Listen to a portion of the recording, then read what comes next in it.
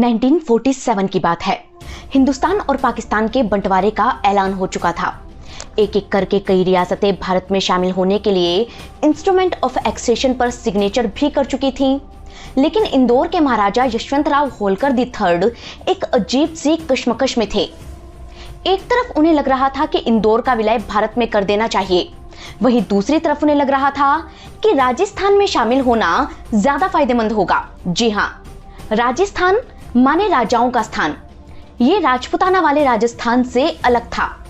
दरअसल भोपाल के नवाब हमीदुल्ला खान ये चाहते थे कि भारत की सभी रियासतों के राजा मिलकर एक अलग देश बनाएं, जिसका नाम हो राजस्थान। राजस्थान या तो पाकिस्तान में शामिल हो जाए या फिर अलग से एक देश बन जाए, लेकिन भारत में जाने की उनकी मंशा कतई नहीं थी। इसके लिए उन्होंने अलग अलग राजाओं से बातचीत की और उन्हें अपने साथ लाना शुरू किया। उन्होंने जोधपुर के महाराजा हनुमंत सिंह और धौलपुर के महाराणा उदयभान सिंह को मना भी लिया और यशवंतराव होलकर से भी राजस्थान ज्वाइन करने के लिए कहा। कहते हैं कि नवाब हमीदुल्ला खान ने यशवंतराव को इंदौर का विलय भारत में ना करने के लिए राजी कर लिया। यशवंतराव को भी लगा कि जब राजाओं के लिए अलग देश बनेगा ही तो वो भी इंदौर के लिए एक अच्छी पोजीशन की डिमांड कर लेंगे। इसलिए उन्होंने इंस्ट्रूमेंट ऑफ एक्सेशन पर सिग्नेचर नहीं किए, ये जानते हुए भी कि उनकी रियासत का पाकिस्तान में जाना लगभग नामुमकिन था, क्योंकि इंदौर था सेंट्रल इंडिया में, जिसका ना जमीन के रास्ते और ना ही पानी के रास्ते पाकिस्तान से कोई कनेक्शन था। ऊपर से इंदौर की जनता भी हिंदू थी। लेकिन नवाब हमीदुल्ला खान ने यशवंतराव होलकर दी थर्ड को यह सपना दिखाया कि उदयपुर के महाराणा भूपाल सिंह को मनाकर वो राजपुताना का आधा हिस्सा भारत से अलग कर देंगे। इसी में भोपाल और इंदौर भी मिल जाएंगे। फिर बनेगा एक नया देश जिसमें उन्हें पावरफुल पोजीशन पर रखा जाएगा। कहते हैं कि नवाब हमीदुल्ला खान अपने इस ख्वाब को पूरा करने का रोड मैप भी तैयार कर चुके थे।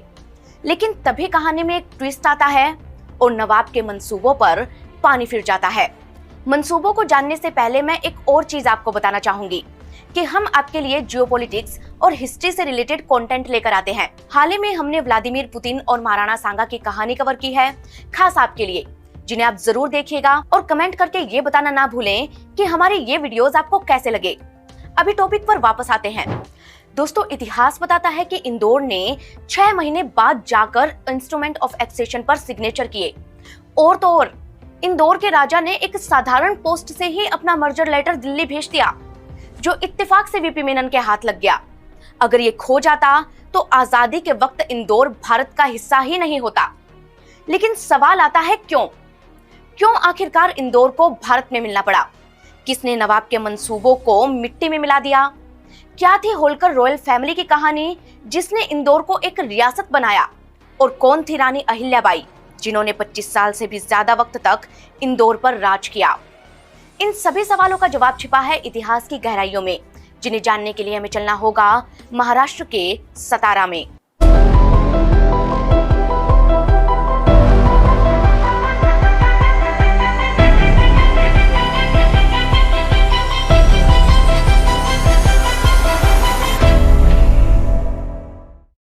देश की राजधानी दिल्ली से करीब 1500 किलोमीटर दूर वेस्टर्न महाराष्ट्र के कास प्लेटों पर बसा है सतारा। आज ये शहर थोसेघर वाटरफॉल, अंजिक्य तारा और सतारा जैसे फोर्ट्स के लिए मशहूर है। लेकिन एक वक्त वो भी था जब ये देश के सबसे पावरफुल मराठा एम्पायर की कैपिटल हुआ करता था।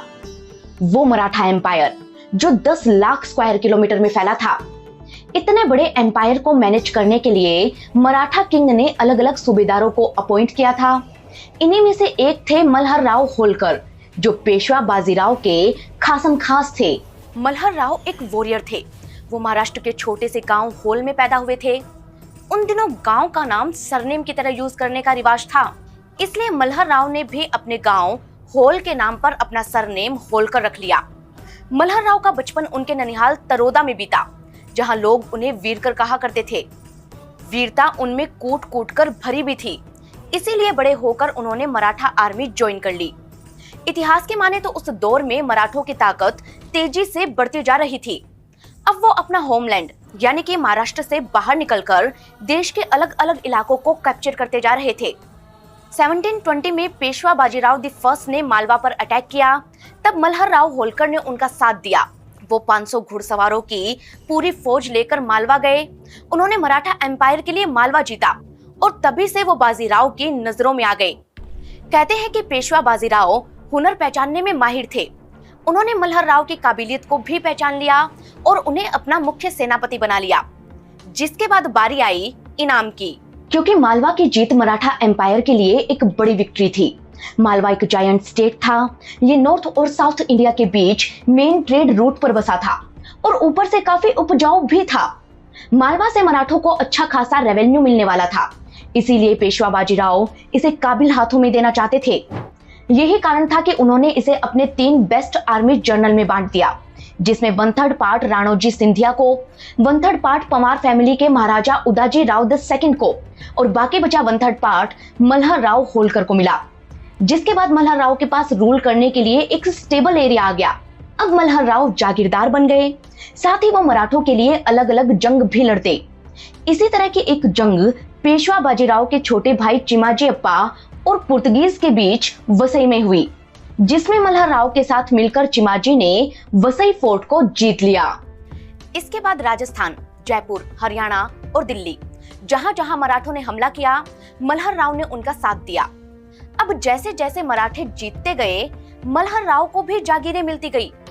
एक बार इसी तरह छत्रपति शाहूजी महाराज ने उन्हें खासकी की जागीर तोहफे में देनी चाहिए, लेकिन अचानक मल्हर राव ने इसे लेने से इनकार कर दिया। उन्होंने शाहूजी से दरख्वास्त की कि वो ये जागीर उनकी बजाय उनकी पत्नी गौतमा बाई को दे दें। ऐसा इसलिए क्योंकि उन दिनों महिलाओं की रियासतों को जब्त करने का रिवाज नहीं था, वो उनकी प्राइवेट प्रॉपर्टी की तरह होती थी।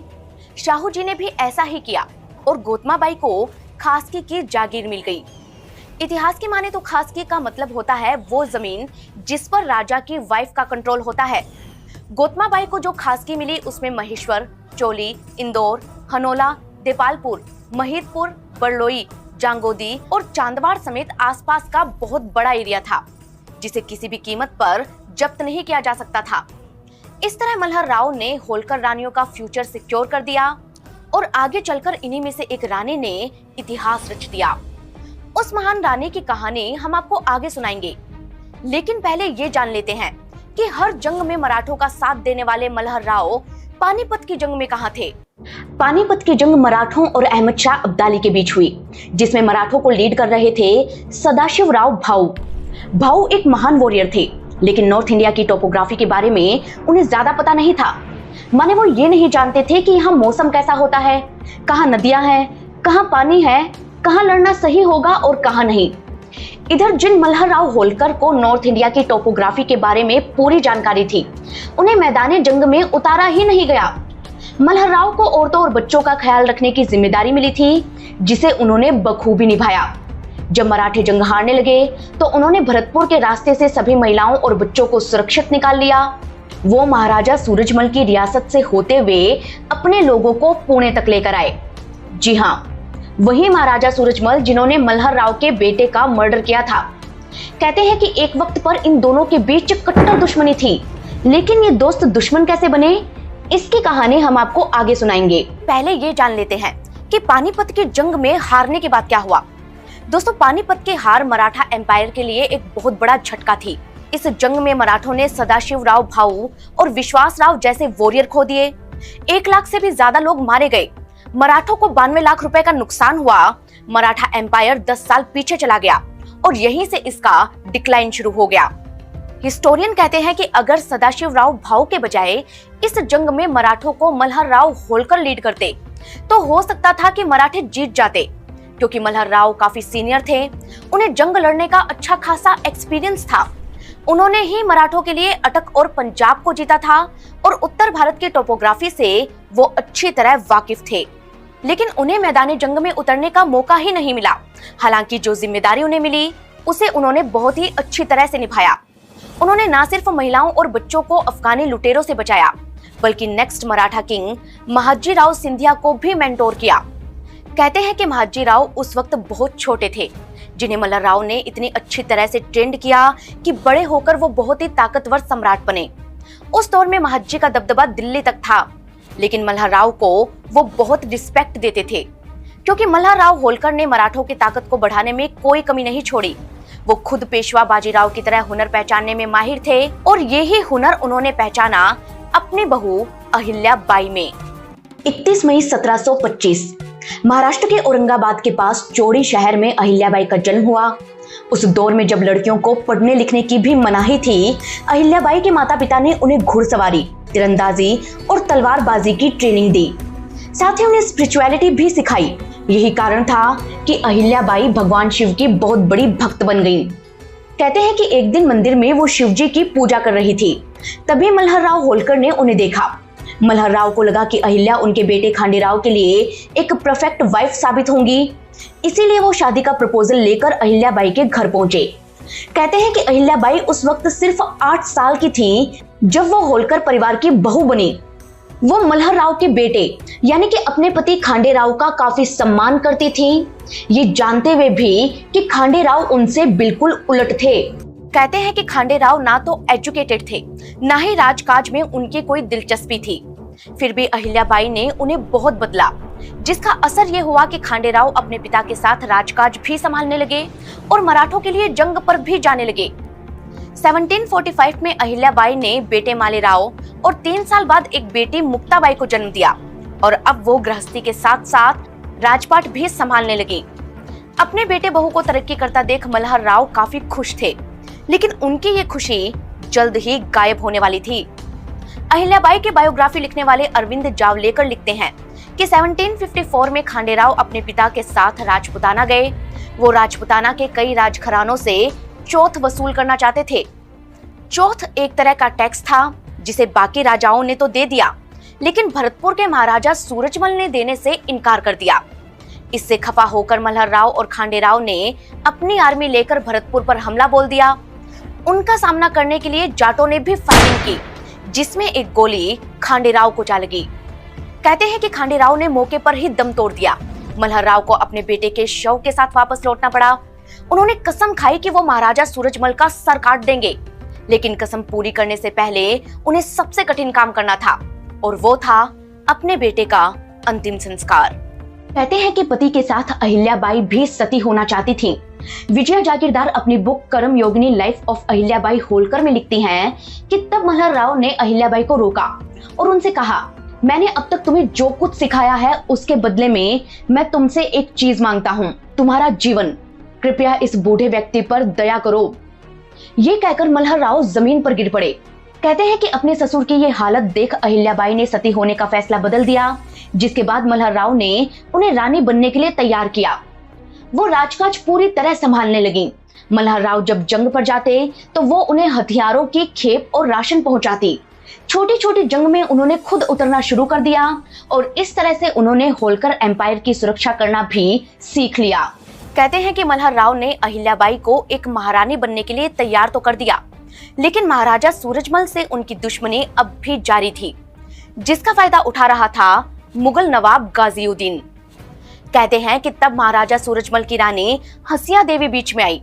उन्होंने जियाजी राव सिंधिया को एक लेटर लिखकर बताया कि किस तरह से गाजिउद्दीन ने मल्हरराव होलकर को भड़काया था और अब कैसे वो हिंदुओं की फूट का फायदा उठा रहा था। कहते हैं कि तब सिंधिया ने माजरा समझा और दोनों की सुलह करवाई।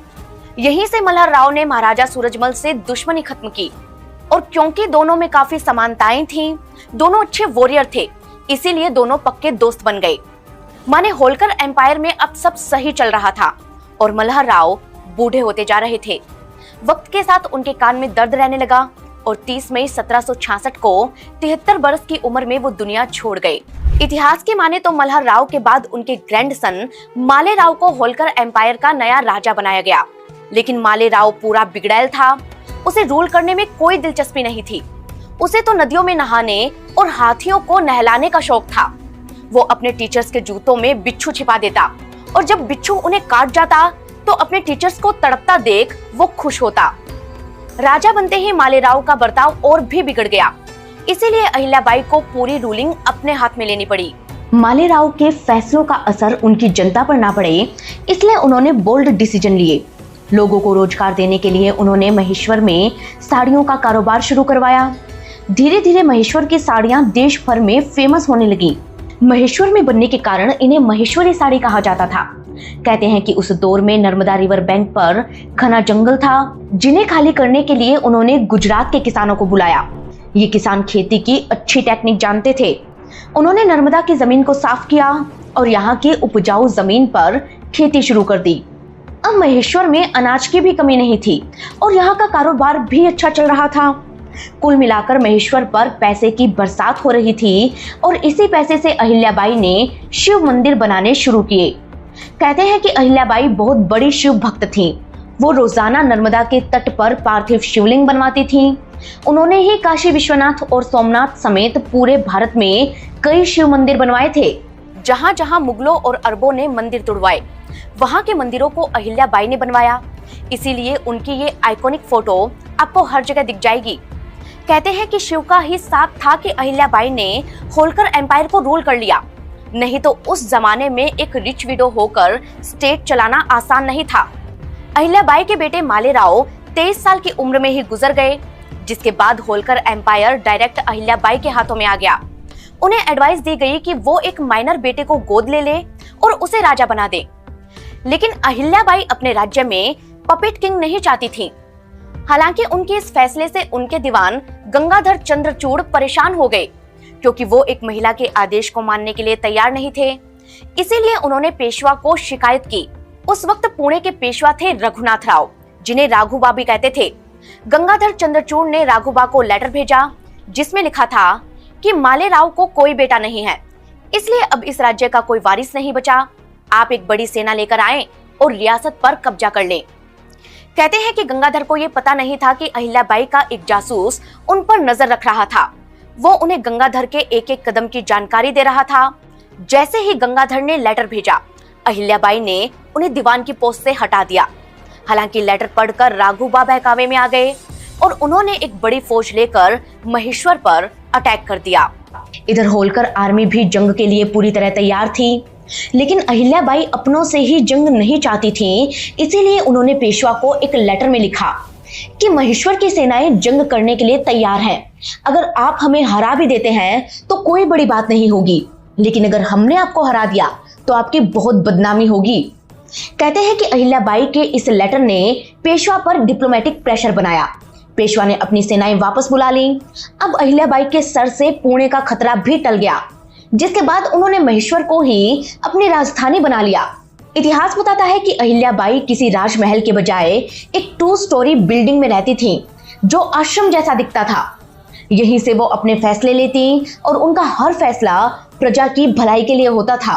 एक बार की बात है, महेश्वर में चोर डाकुओं का आतंक काफी बढ़ गया था। तब अहिल्याबाई ने अपने दरबारियों को बुलाया और ये ऐलान करवाया कि जो भी उन्हें इन चोर डाकुओं से छुटकारा दिलाएगा, उससे वो अपनी बेटी की शादी करा देंगी। इतना सुनते ही एक नौजवान यशवंत राव फण से अपनी जगह से खड़ा हुआ। उसने कहा कि मैं इस चुनौती को स्वीकार करता हूँ। कुछ दिनों में ही उसने चैलेंज कंप्लीट भी कर दिया और एक एक करके सारे चोर डाकुओं को पकड़वाकर महेश्वर को उनके आतंक से निजात दिला दी। बदले में अहिल्याबाई ने भी अपना वादा पूरा किया और अपनी बेटी की शादी यशवंत राव से करा दी। इसके कुछ वक्त बाद राजपूतों ने अहिल्याबाई के खिलाफ विद्रोह कर दिया, जिसका पता चलते ही रानी ने उन पर अटैक कर दिया। कहते हैं कि तब इस विद्रोह को लीड करने वाला सौभाग्य सिंह चंद्रावत भागकर एक किले में छिप गया। तब अहिल्याबाई की फौज ने उस किले को चारों तरफ से घेर लिया। उनके पास एक बहुत ही मशहूर तोप थी, जिसका नाम था ज्वाला। उन्होंने तोप के गोलों से लगातार बमबारी की और किले को तहस नहस कर दिया। कहते हैं कि तोप से डरकर चंद्रावत को बाहर आना पड़ा। तब उसे पकड़कर रानी के सामने पेश किया गया। रानी ने उसे तोप से उड़ाने की सजा दी, जिसे सुनते ही बाकी विद्रोहियों ने चुपचाप सरेंडर कर दिया। इस तरह अपने विद्रोहियों और समाज की दकियानुसी सोच को कुचलकर रानी अहिल्याबाई ने 28 सालों तक होलकर एम्पायर को रूल किया। 13 अगस्त 1795 को अहिल्याबाई ने दुनिया छोड़ दी और पीछे रह गया उनका होलकर खानदान और उनका पार्थिव शिवलिंग। हर फोटो में रानी अहिल्याबाई के साथ दिखने वाला ये प्यारा सा शिवलिंग कहां से आया और कहां गया, इसकी कहानी हम आपको आखिर में सुनाएंगे। लेकिन पहले ये जान लेते हैं कि इंदौर होलकर्स का कैपिटल कैसे बना। हुआ यूं कि अहिल्याबाई के देहांत के वक्त होलकर परिवार में उनका कोई सक्सेसर ही नहीं बचा था। तब खांडेराव के स्टेप ब्रदर तुकोजी राव को राजा बनाया गया। तुकोजी के बाद राजा बने यशवंतराव होलकर, जिन्होंने जीते जी ब्रिटिशर्स की नाक में दम करके रखा। 1797 में किंग बने यशवंतराव चाहते थे कि मराठे अंग्रेजों की गुलामी ना करें, इसलिए सेकंड एंग्लो मराठा वॉर में उन्होंने दिल्ली के मुगल सम्राट शाह आलम II को ब्रिटिशर्स से आजाद करवाना चाहा। इससे खुश होकर शाह आलम ने उन्हें महाराजाधिराज राजराजेश्वर आलीजा बहादुर की उपाधि दी। यशवंतराव चाहते थे कि वो पुणे के पेशवा बाजीराव II और उज्जैन के दौलतराव सिंधिया तीनों मिलकर अंग्रेजों के खिलाफ लड़े, लेकिन ब्रिटिशर्स ने डिवाइड एंड रूल की पॉलिसी अपनाई और इन तीनों को इतना भड़काए रखा कि ये आपस में ही लड़ते रहे। जब मराठों का साथ नहीं मिला तो यशवंतराव ने भरतपुर के राजा से दोस्ती की। यशवंतराव तो महाराजा रणजीत सिंह से भी संधि करना चाहते थे, लेकिन ऐसा हो ना सका। इधर मराठों की फूट का फायदा उठाकर ईस्ट इंडिया कंपनी ने सेकंड एंग्लो मराठा वॉर जीत लिया। इसके बाद उन्होंने एक एक करके पहले सिंधियाओं को, फिर पेशवाओं को, फिर नागपुर के भोसले राजाओं को अपना गुलाम बनाया और आखिर में होलकरों को भी संधि करने के लिए प्रेशराइज किया। दोनों के बीच 1805 में राजघाट की संधि हुई, जिसके बाद यशवंतराव होलकर का देहांत हो गया। 1811 में उनके बेटे मल्हर राव होलकर III राजा बने, जो सिर्फ 4 साल के थे। तब उनकी मां क्वीन तुलसाबाई ने रूल को संभाला। कहते हैं कि एक दिन तुलसाबाई को ये पता चला कि उनके दरबार से धर्मा कुंवर और बलराम सेठ, ये 2 लोग ब्रिटिशर्स, पठानों और पिंडारियों के साथ मिलकर मल्हर राव को कैद करना चाहते हैं। तब तुलसाबाई ने दोनों को अरेस्ट करके उनका सर कलम करवा दिया और तात्या जोग को मल्हर राव का दीवान बना दिया। लेकिन 1817 में ब्रिटिशर्स ने पिंडारियों के साथ मिलकर तुलसाबाई का ही मर्डर करवा दिया, जिसके बाद उनकी बेटी और मल्हर राव की बहन भीमाबाई अंग्रेजों के खिलाफ हो गयी। कहते हैं कि बैटल ऑफ महिमपुर में भीमाबाई हाथ में तलवार लेकर अंग्रेजों के खिलाफ जंगे मैदान में उतरी। हार के बावजूद वो उन पर गुरिल्ला अटैक करती रही। कहते हैं कि 1857 की क्रांति के दौरान झांसी की रानी लक्ष्मीबाई ने भीमाबाई से ही इंस्पिरेशन ली थी, मगर अफसोस कि इतिहास ने उन्हें भुला दिया और याद रखी तो सिर्फ एक चीज, थर्ड एंग्लो मराठा वॉर, जिसमें मराठे हार गए और सेंट्रल इंडिया पर अब ब्रिटिशर्स का डोमिनेंस बढ़ता गया। उन्होंने होलकर एम्पायर की कैपिटल को इंदौर शिफ्ट किया। 2 नवंबर 1818 में मल्हर राव होलकर III ने इंदौर में एंट्री की। यहाँ उनके लिए एक नया महल बनवाया गया और अब वो यहीं से होलकर एम्पायर को रूल करने लगे। इस तरह इंदौर अब एक रियासत बन गया, जहां पर होलकर डायनेस्टी के राजाओं ने 100 सालों तक राज किया। इस दौरान इंदौर में उन्होंने बहुत सी फैक्ट्रीज, मिल और टेक्नोलॉजीज लगाई और यहाँ से खूब रेवेन्यू भी कमाया, क्योंकि इंदौर मालवा की उपजाऊ जमीन पर बसा था और ऊपर से ये दिल्ली मुंबई के बीच का रास्ता यहाँ से जाता था। नॉर्थ और साउथ इंडिया के बीच ये इम्पोर्टेंट ट्रेड रूट पर था, जिसकी वजह से यहाँ के राजाओं को अच्छा खासा रेवेन्यू मिलता था। वैसे यहाँ के राजाओं के भी अपने चर्चे थे। वो ऐसे कि 19th सेंचुरी में तुकोजी राव होलकर III जब इंदौर के राजा बने तो उनके दरबार में एक बहुत ही खूबसूरत डांसर रहा करती थी, जिसका नाम था मुमताज बेगम। अब मुमताज बला की खूबसूरत थी, इसीलिए महाराजा का उन पर दिल आ गया। लेकिन दिक्कत ये थी कि मुमताज महाराजा से प्यार नहीं करती थी। उन्हें तो अब्दुल कादिर बनवा पसंद था, जिसके पास पैसे नहीं थे। इसीलिए बनवा और मुमताज ने एक प्लान बनाया। मुमताज ने महाराजा से प्यार का नाटक किया। उसने महाराजा से लाखों रुपए की ज्वेलरी हड़प ली, जिसके बाद बनवा और वो इंदौर छोड़कर भाग गए। ये दोनों मालाबार हिल्स में जाकर कहीं छिप गए। लेकिन जब इस बात का पता महाराजा को लगा तो उन्होंने मुमताज के पीछे अपनी आर्मी लगा दी। कहते हैं कि कुछ महीनों में उनके सैनिकों ने मुमताज को ढूंढ निकाला और वो उसे अपने साथ इंदौर लाने के लिए जबरदस्ती करने लगे। मुमताज को बचाने के लिए बनवा बीच में आया और खींचतान के दौरान उसकी जान चली गई। कहते हैं कि इस घटना के बाद पूरे देश में हंगामा मच गया। बात ब्रिटिशर्स तक पहुंची और तुकोजी को गद्दी छोड़नी पड़ी। ये साल था 1927 का, जब अंग्रेजों ने महाराजा यशवंतराव होलकर III को इंदौर का राजा बनाया, जो कि काफी एम्बिशियस थे। उन्होंने इंदौर में रॉयल फैमिली के लिए माणिक बाग पैलेस जैसा आलीशान महल बनवाया। वो खुद ज्यादातर अब्रोड रहते थे और जनता से ज्यादा कनेक्शन उनका अपने पड़ोसी और चैम्बर ऑफ प्रिंसेस के चीफ नवाब हमीदुल्ला खान के साथ था। बंटवारे के वक्त नवाब ने उन्हें बताया कि जैसलमेर, जोधपुर, मेवाड़, धौलपुर, इंदौर और भोपाल भारत के बजाय अपना एक अलग स्टेट बनाएंगे, जो या तो आजाद रहेगा या पाकिस्तान को ज्वाइन कर लेगा। इन सब में वो अधिकतर राजाओं को मना भी चुके थे, लेकिन मेवाड़ के महाराणा भूपाल सिंह उनकी बातों में नहीं आए और उन्हें एक लेटर में लिखकर साफ कहा कि हमें कहाँ जाना है और कहाँ नहीं, ये तो हमारे पूर्वज पहले ही तय कर चुके हैं। अगर वो जरा सा भी डगमगाए होते तो आज हमारी रियासत हैदराबाद से भी बड़ी होती। महाराणा भूपाल सिंह ने इन सब की चाल को कैसे फेल किया, इसकी कहानी हम आपको पहले ही सुना चुके हैं। कहते हैं कि उनके इनकार के बाद भी नवाब ने खूब हाथ पैर मारे और महाराजा यशवंतराव III उनकी कोशिशों के कामयाब होने का इंतजार करते रहे। आखिर में जाकर उन्हें समझ आ गया कि ना तो राजस्थान बनने वाला है और ना ही वो पाकिस्तान में जा सकते हैं। ऐसे में इंडिया को ज्वाइन करना ही एक लास्ट ऑप्शन था, इसलिए उन्होंने बेमन से इंस्ट्रूमेंट ऑफ एक्सेशन पर सिग्नेचर किए और इतने इंपॉर्टेंट डॉक्यूमेंट को साधारण पोस्ट से दिल्ली भेज दिया। कहते हैं कि उस वक्त रियासती विभाग में हर दिन हजारों चिट्ठियां आती थी। ऐसे में ये पोस्ट मिस भी हो सकता था, लेकिन इत्तेफाक से ये वापल पंगुनी मेनन यानी कि वीपी मेनन के हाथ लग गया, जिन्होंने खुद कहा कि अगर उनका ये पोस्ट मिस हो जाता तो हो सकता था कि इंदौर भी जूनागढ़, कश्मीर और हैदराबाद की तरह वो स्टेट होता जो आजादी के वक्त भारत से अलग होता। खैर, इसके बाद कुछ साल और यशवंतराव राजा रहे और फिर महारानी बनी उनकी बेटी उषा राजे। उषा राजे के भाई रिचर्ड होलकर ने 1970 में महेश्वर में रेवा सोसाइटी की स्थापना की और महेश्वरी साड़ियों को वर्ल्ड लेवल पर लेकर आए। आज भी होलकर रॉयल फैमिली इंदौर की पॉलिटिक्स में एक्टिव है, लेकिन सिंधियाओं जैसा रुतबा उनका नहीं है।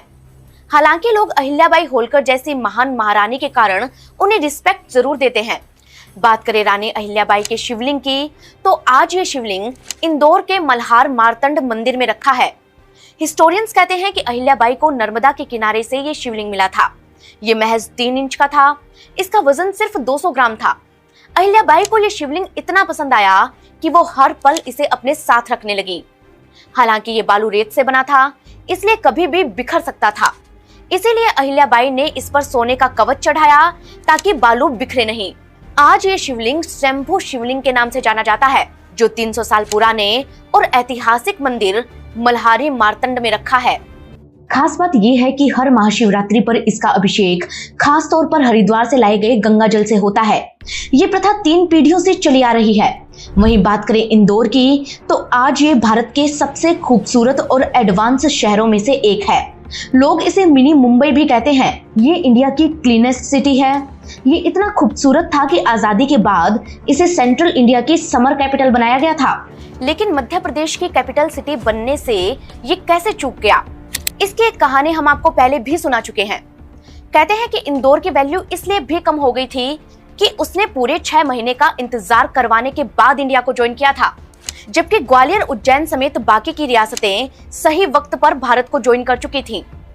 खैर, कारण कई थे, इसलिए इंदौर कैपिटल बनते बनते रह गया। लेकिन अगर ये पाकिस्तान में चला जाता तो आज वहां की जनता का भी वही हाल होता जो सिंध के लोगों का हुआ था। सिंध की कहानी हम आपको पहले ही सुना चुके हैं और उसी तरह हिंदू रियासत उमरकोट पाकिस्तान में कैसे गई, इसकी कहानी भी हम आपके लिए लेकर आएंगे अगर आप चाहेंगे तो। दोस्तों, भारत की अलग अलग कई रियासतों की कहानी हम बना चुके हैं, जिन्हें आप जरूर देखिएगा। और कौन सी रियासत की कहानी अब आप सुनना चाहते हैं, ये भी हमें कमेंट करके जरूर बताइएगा। साथ ही ये बताना ना भूलें कि आप हमें कहां से देख रहे हैं और इस वीडियो का कौन सा पार्ट आपको सबसे ज्यादा पसंद आया। दोस्तों, हम मिलेंगे आपको किसी नई कहानी के साथ। तब तक के लिए धन्यवाद।